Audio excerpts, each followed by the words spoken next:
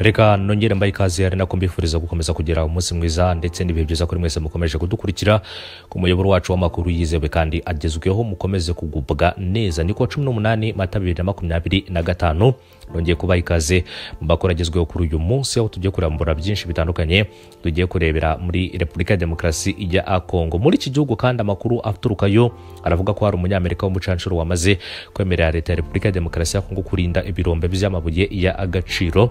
Ni mu gihe kandi SADC yamaze gushyiraho itsinda ryihutisha imyiteguro yo gutaka ingabo zayo ziri muri Repubulika ya Demokarasi ya Kongo. SADC kugeza kuri ubu ngubu ingabo zayo ziri mu gihugu cya Repubulika ya Demokarasi ya Kongo ntago zibanye neza n'umutwe wa M23, nyuma yuko M23 ishinja izi ngabo mu kugira rero uruhare ndetse no gushyigikira Repubulika ya Demokarasi ya Kongo binyuze mu gisirikare cyayo FARDC mu kugaba rero ibitero mu mujyi wa Goma. M23 kandi yashinje ingabo za SADC mu kugira uruhare mu gushyigikira ingabo za FARDC rero mu kwigarurira umujyi wa Goma nk'uko byakomeje kugenda bishyirwa ahagaragara n'umutwe wa M23.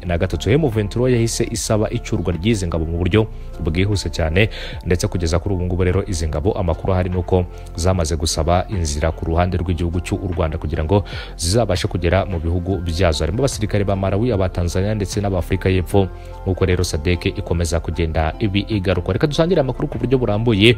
Ni amakuru avuga ko umucancuro wo muri Leta Zunze Ubumwe za Amerika ari kujya munsi y'iyo video ukore kuri subscribe. Aho umucancuro akaba yitwa Eric Den Prince yemereye Repubulika Iharanira Demokarasi ya Kongo kurinda umutekano w'ibirombe by'amabuye y'agaciro yayo ndetse no kugenzura uburyo imisoro ikusanywamo, nk'uko aya makuru igarukaho. Ibiro ntara makuru Reuters byatangaje ko amakuru rero byahawe na babiri bakorana vya hafi na Prince, abo rero muri leta ya Repubulika ya Demokarasi ya Kongo ndetse n'abadiplomate babiri, yemeza ko uyu mucancuro yumvikanye na Repubulika ya Demokarasi ya Kongo muri Mutarama uyu mwaka. Prince kandi ngo yashinze ikigo cy'abacancuro cyitwa rero Black Water cyakoreye mu bihugu bitandukanye. Ikindi kandi yaje kukigurisha muri 2010 ubwo abarwanyi bacyo bashinjwaga kwica abasivile muri Iraq. Ibi byaha kandi byarabihamijwe. Donald Trump rero arabababarira ubwo yajyaga ku butegetsi. Impuguke kandi z'umuryango w'abibumbye zagaragaje ko uyu witwa Prince Dean rero yatangiye ikindi kandi kugirana ibiganiro na Repubulika ya Demokarasi ya Kongo muri 2023 imusaba kuyifasha kurinda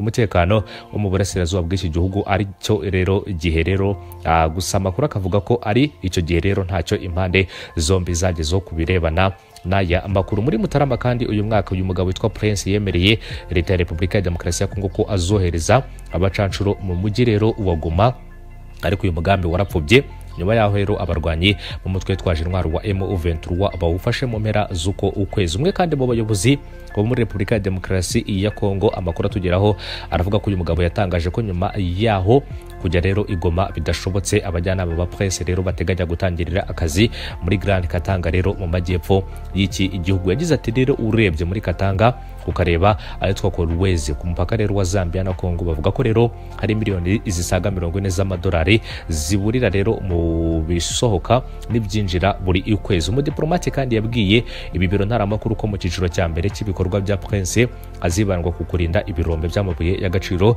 no kugenzura uburyo imisoro ikusanywa muri Grand Katanga. Ikindi kandi ukorana na Prince bya hafi atangaje ko rero aba bajyanama b'inzobere bazabanza kwibanda kandi ku birombe binini biri mu majyepfo ya Repubulika ya Demokarasi ya Kongo.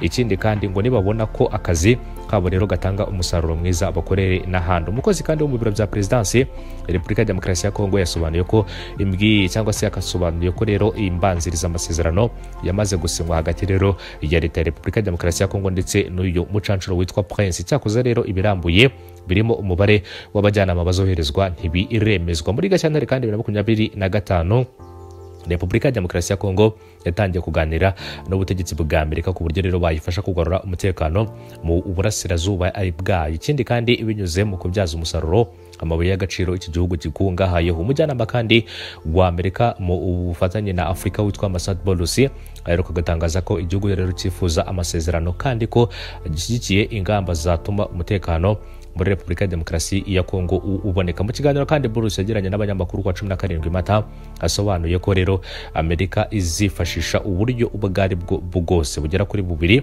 mu gufasha rero RDC kubona amahoro burimo rero ubwa diplomasi ndetse n'ubw'ubukungu nk'uko yakomeje kugenda abigaruka. Umuyobozi kandi muri leta ya Repubulika ya Demokarasi ya Kongo agaragaje ko rero ibyo bwumvikanye rero cyangwa se ibyo impande zombi zumvikanye n'uyu mucancuro witwa Prince bishobora kubamo rero impinduka zimwe na zimwe bikajyanishwa kandi n'amasezerano iki gihugu rero giteganya kugirana na Leta Zunze Ubumwe za Amerika nk'uko aya makuru akomeza kugenda abigaruka. Umugaba mukuru w'ingabo za Afurika y'Epfo Generali Rozani Mpa cyangwa se Mapwanya atangaje ko umuryango wa Afurika y'Amajyepfo SADC washyizeho rero itsinda rishinzwe kwihutisha imyiteguro yo gutaka ingabo zayo ziri mu burasirazuba bwa Repubulika ya Demokarasi ya Kongo. Mu kiganiro kandi n'umunyamakuru wa CABC News rimwe muri televiziyo zikomeye cyane muri Afurika y'Epfo, uyu Generali Mapwanya yasobanuye ko rero iri tsinda ryashyirweho mu nama yahuje abagaba bakuru b'ingabo za Afurika y'Epfo, Tanzania na Malawi yabereye i Dar es Salaam ku itariki ya 11 Mata 2025. Yagize ati rero kuwa gatanu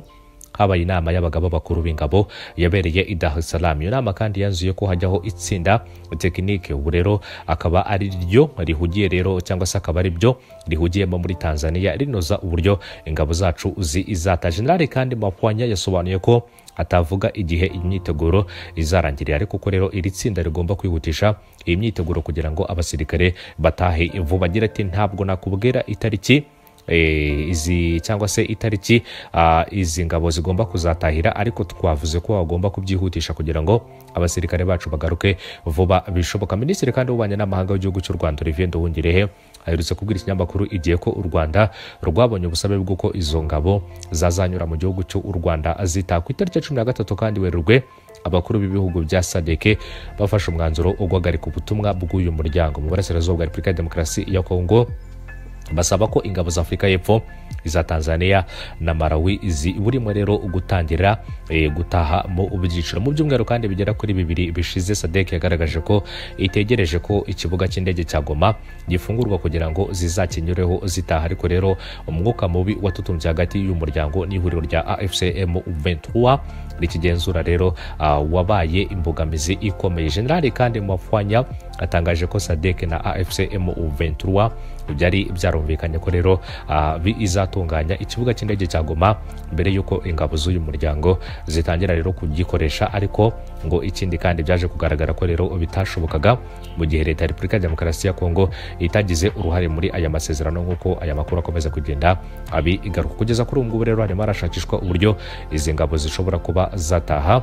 zikava rero ku butaka bwa Repubulika ya Demokarasi ya Kongo nk'uko M23 nayo yari yabisabye nk'uko aya makuru akomeza kugenda abigaruka. Ingabo rero za SADC ziri muri Repubulika ya Demokarasi ya Kongo ni ingabo zahageze muri 2023 zije gufasha Repubulika ya Demokarasi ya Kongo rero kugaba ibitero bitandukanye cyangwa se gufasha igisirikare cy'iki gihugu rero mu kuba cyagarura amahoro mu bice bitandukanye, ariko by'umwihariko akaba ari bamwe mu barwanaga ku ruhande rwa Repubulika ya Demokarasi ya Kongo mu mirwano rero bari bahanganyemo n'umutwe wa M23 nk'uko twakomeje kugenda tubigarukaho inshuro nyinshi cyane cyane ku birebana n'iyi mirwano. Izi ngabo rero zikaba zigomba gutaha, ariko ntabwo haratangazwa igihe, umunsi cyangwa itariki izi ngabo zigomba kuzatahiraho. Gusa amakuru akavuga ko rero bitegura kuba bataha vuba, ndetse gahunda yo kuba bataha irimo irashyirwamo imbaraga zikomeye cyane kugira ngo babashe kuba basubira iwabo nk'uko byamaze gutangazwa rero n'umuyobozi mu ngabo za Afurika y'Epfo nk'uko aya makuru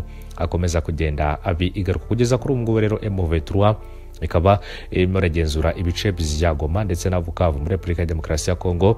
Aho ni hamwe rero muho izi ngabo za SADC zibarizwa, cyane cyane rero mu birebana n'umujyi wa Goma muri Repubulika ya Demokarasi ya Kongo. Mu minsi ishize habaye ibitero bitandukanye byibasiye rero umutwe wa M23 mu birindiro byayo, ndetse ikindi kandi bikanibasira abasivile batandukanye mu mujyi wa Goma. Ibintu M23 yarwanyije yivuye inyuma garagaza ko rero byakozwe n'uruhande rwa Repubulika ya Demokarasi ya Kongo, by'umwihariko rero ku birebana n'igisirikare cyabo, ariko by'umwihariko umutwe wa M23 wakunze gushyira mu majwi ingabo za SADC, ushyira mu majwi MONUSCO mu kuba rero ari bamwe mu bahaye icyuho ingabo rero za Repubulika ya Demokarasi ya Kongo FARDC, Wazalendo ndetse na FDLR mu kuba rero bagaba ibitero ku birindiro bya M23. Ingabo za SADC zamaganye iki gikorwa, zivuga ko rero ari ukuyobya, ntaho bihuriye rero no kuba izi ngabo zaba zaragize uruhare mu gutuma rero ingabo za Repubulika ya Demokarasi ya Kongo FARDC zigaba ibitero ku birebana rero na Goma ndetse n'abasivile mu mujyi wa Goma. Lawrence Kanyuka kandi mu kurande rwa M23